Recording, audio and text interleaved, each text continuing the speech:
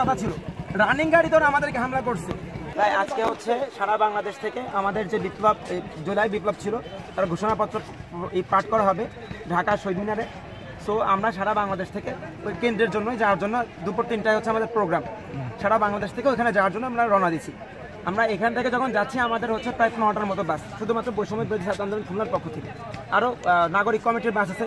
তো আমরা যখন যাচ্ছি মাঝখানে মনে করেন একই সব গাড়ির স্পিড তো সেম ছিল না, মাঝখানে কিছু গাড়িতে প্রায় অ্যাটাক করে। সামনে যখন আমরা যাই আমাদের হচ্ছে ওয়াকি টকিতে কথা হচ্ছে কন্টিনিউ, ঠিক আছে। আমরা খবর পাই আমাদের বোনদের উপর হামলা করা হয়েছে। যখন হামলা করা হয় গাড়ি স্লো করে ফেলানো হয়, স্লো করে ফেলানোর পরে ওরা তখন 4 সাইড থেকে ঘিরে আতঙ্কিত হামলা করে। প্রথমে ইট পাটকেল মারে চলন্ত গাড়িতে, যখন হামলাটা করার পর যখন স্লো হয়ে যায় তখন 4 সাইডটা ঘিরে উল্টোপাল্টা মারধর করছে। আমরা যখন আসছি, আসার পরে পুলিশ এখানে 4-5 জন আসছে। 4-5 জন আসার পরে তারা আমাদেরকে বলছে কি আমরা এখানে কন্ট্রোল করতেছি, আমাদেরকে একটু সময় দেন। তাই বলে ওনারা চলে গেছে।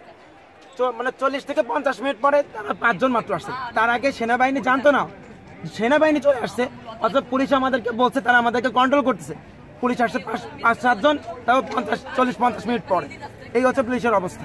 আপনারা কতগুলো গাড়ি এসেছিল? আমাদের এখান থেকে 15 থেকে মানে টোটাল যদি কাউন্ট করা হয় 20-25টার মতো গাড়ি খুলনা থেকে আসছে। খুলনা থেকে। ও এই হামলাটা হয়েছে কয়টার সময় বলতেন? এখন বাজে হচ্ছে 1-2 ঘন্টা হয়ে গেছে। 1-2 ঘন্টা হয়ে গেছে। আমাকে অনেক ভাই রক্তাক্ত, অনেক ভাই অসুস্থ, হসপিটালে নিয়ে যাওয়া হয়েছে। 7-8 জনের মাথাটা ফেটে গেছে এবং অনেকেই গুরুতরভাবে আহত। একজনের পাও ভেঙে গেছে বললেই চলে, হাঁটতে পারতেছে না। সেনাবাহিনী আমাদের বাস অব্দি পৌঁছা দিছে। এরকম একটা পরিস্থিতি হবে আমরা এটা কখনো আশা করিনি। শুনে আসছে আমরা তোমাদের পক্ষে আসছি, তাই আমাদের সাহায্য করুন। সময় দাও ভাই, একটু সময় দাও। আমাদের 3টা কর্মসূচি মিস হয়ে গেছে। বাচ্চা প্রথম খাই লাইছে তো 1 সেকেন্ড সময় দেয় নাই, 1 সেকেন্ডও না। আপনারা সবাই কি নিয়ে কি করবেন? ওই সেনাবাহিনী একটা আইছে সবাই যাবে বলে ওই আমরা চোখে উপরে করছে।